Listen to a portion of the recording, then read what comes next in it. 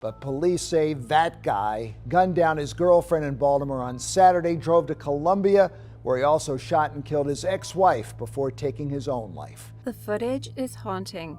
Staring vacantly into the camera lens of his smartphone, the man confesses to murdering his pregnant ex-girlfriend, but he wouldn't stop there. He would end up taking 2 more lives in the next 30 minutes. The craziest part is everything is documented by the murderer on Facebook Live. Let's have a closer look at the terrifying case of a man who saw no other way out.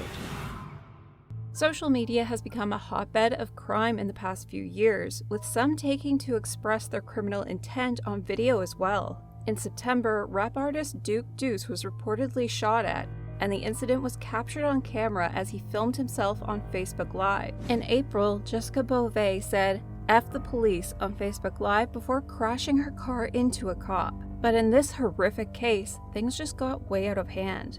Rajee Shareef Black was a 44-year-old practitioner anesthesiast in Baltimore, Maryland.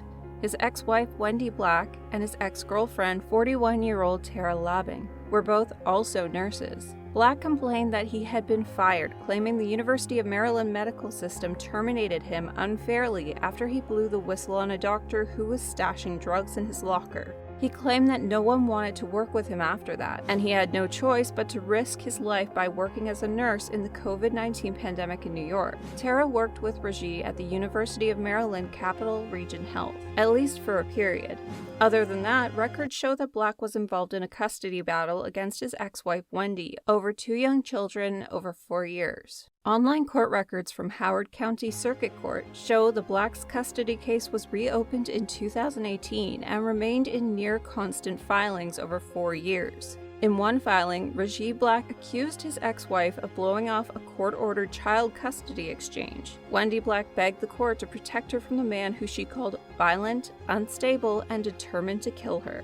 But dominating the custody case file were domestic violence charges filed against Rajee Black by his ex-wife, including her handwritten pleas to the court for protection saying, "Rajee threatened to kill me with a gun. He has access to weapons, guns, and has been known to abuse drugs and alcohol. He has pushed, shoved, threatened, and bitten me in the past. I'm afraid of him and his anger and do not want him to know where I live." The judge even ordered Rajee Black to pay $5,000 in attorney fees to his ex-wife, an attorney she had to hire when he refused to turn over necessary documents, including employment records, tax filings and proof, and receipts that he had gone to a therapist. All in all, a lot was going on in Rajee's life, and he was about to take the most drastic step possible, one that was anticipated by absolutely no one. On the 11th of December 2021, Rajee Black went on Facebook Live and started talking about problems with his ex-wife, who had claimed Black molested his own children. The topic of custody comes next, and then he tells about his new girlfriend who just became pregnant. Black states that after having an argument with her, Tara said she was going to do the same thing his ex-wife did. Finally, Black admits, "I just did something crazy, man." The troubled father stated, "I just shot my ex-girlfriend in the head, yo. It felt like a dream. I never thought I would be that guy." He adds that he cannot go to prison. "The person that really started my depression and all of this is my ex-wife," Black was heard saying, "so she is next. And then I'm going to do myself too. But I just want to say this to people. Don't play with people's emotions, man. Don't lie to these men." In the video, Black claims he was accused of molesting his children amid a 3-year custody battle. Seconds later, there's a sound of a door opening. "Oh, there's my ex-wife right now," he says, turning the camera towards her as he starts charging from the door. "Today's the day," he says, and the video cuts. According to Baltimore police, Black showed up at his ex-girlfriend's residence in the city's Federal Hill section. Police responded to an alarm call received at around 1:30 p.m. and arrived to find Tara Labang deceased inside.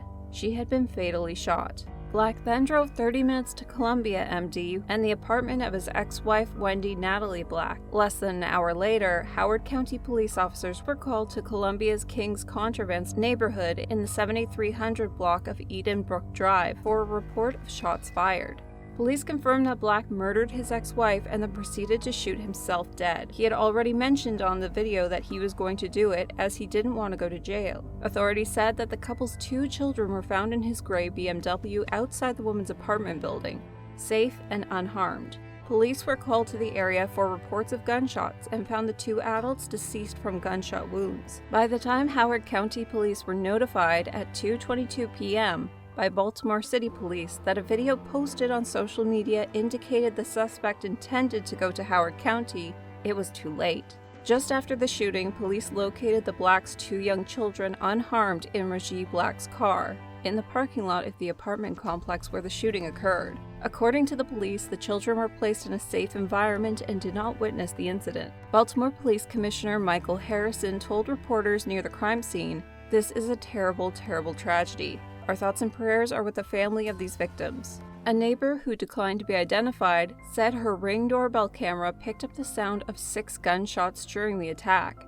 Cops then learned about the Facebook video in which Black described his intent to commit another slaying and notified Howard County cops immediately, the Sun reported. An ex-girlfriend of Black was interviewed who didn't want her identity publicly known. She said she remained shaken after hearing about Black's alleged rampage and had not been able to bring herself to watch the Facebook Live video where Black appears to confess to killing his ex-girlfriend Tara LeBang.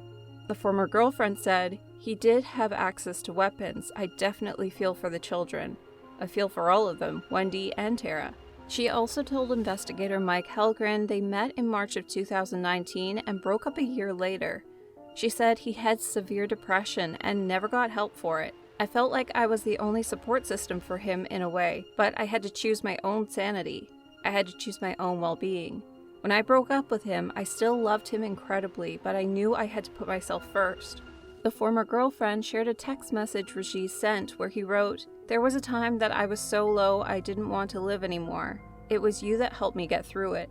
She also said she was not afraid of him. A co-worker of victim Tara LeBang shared a photo. He said her smile could light up a room, and it has been devastating to those who knew her. 2 innocent lives were lost and no one could do anything about it. Social media has its advantages, but when things like this come up, it shakes the whole world. We just hope Tara and Wendy's families find peace. Do you think the police should have acted sooner, considering there was already a video of Black talking about his rampage? Let us know in the comments.